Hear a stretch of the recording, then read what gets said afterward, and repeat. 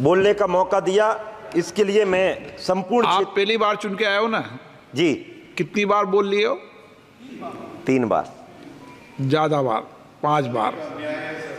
क्षेत्रीय जनता की ओर से आपका बहुत बहुत आभार। पुराने वालों के साथ अन्याय होगा, नयों के साथ अन्याय नहीं होगा। जस्टिस अध्यक्ष जी, मैं रेल मंत्री जी को भी धन्यवाद देना चाहता हूं कि जिन्होंने एक दूरगामी और परिणामदायक, और मैं तो ऐसा मानता हूं क्योंकि मैं रेल से प्रत्यक्ष तौर पे भी जुड़ा हुआ हूं, मेरा पूरा लोकसभा क्षेत्र रेल से जुड़ा हुआ, केवल एक विधानसभा का एक रायसेन जिला, उसमें कोई भी अभी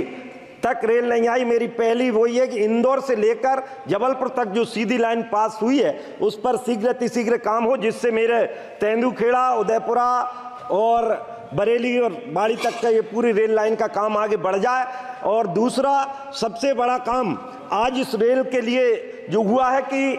बदबू आती थी पहले, आज से 10-20 साल पहले की जो कल्पना करके देख लो, जहां के डिब्बे में बैठ जाओ, जहां के स्टेशन पर उतर जाओ, कहीं सुअर दिखते थे। लेकिन आज मैं धन्यवाद देता हूं माननीय हमारे रेल मंत्री जी को, माननीय प्रधानमंत्री जी को, कि आज रेल की व्यवस्था को उन्हें स्वच्छता में बदल के रख दिया है। कोरोना काल में इस रेल की व्यवस्था ने ही अस्पताल का काम किया, इसके लिए भी मैं आपको धन्यवाद देता हूं। इसके लिए मैं धन्यवाद देता हूं कि आज पूरी इस व्यवस्था के माध्यम से आज विश्व की सबसे सफलतम, जो चाहे इसको कहें परफॉर्म की दृष्टि से, रिफॉर्म की दृष्टि से और ट्रांसफॉर्म की दृष्टि से, आज रेल, हमारी रेल जो व्यवस्था है पूरे विश्व का नेतृत्व कर रही है। और जो स्वामी विवेकानंद ने जो सपना देखा था उसको इसी माध्यम से पूरा होने का दिन आ रहा है। मेरा आप सबके माध्यम से आज यही केवल इतना निवेदन है कि हमारे अनेकों छोटे छोटे स्टेशन हैं जिन पर आज नई योजनाएं शुरू हुई हैं, और उनमें विशेषकर बोहानी से चलकर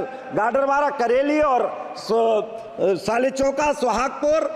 बनखेड़ी, पिपरिया,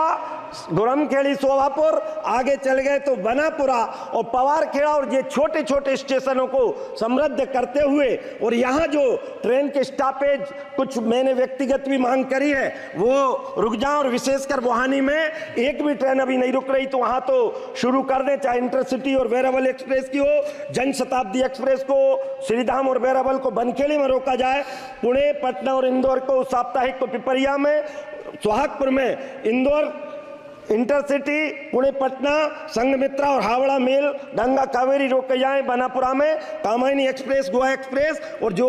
जयपुर उसको रोकते हुए भुसावल नागपुर जो ट्रेन बंद हुई है उसको पुनः चालू करते हुए क्षेत्र की जनता को, इटारसी से झांसी की जो ट्रेन पैसेंजर बंद हुई उसको शुरू किया जाए, शटल की मांग पुनः पूरे क्षेत्र में मांग चल रही उसको पुनः शुरू किया जाए, और इसके साथ साथ हमें जो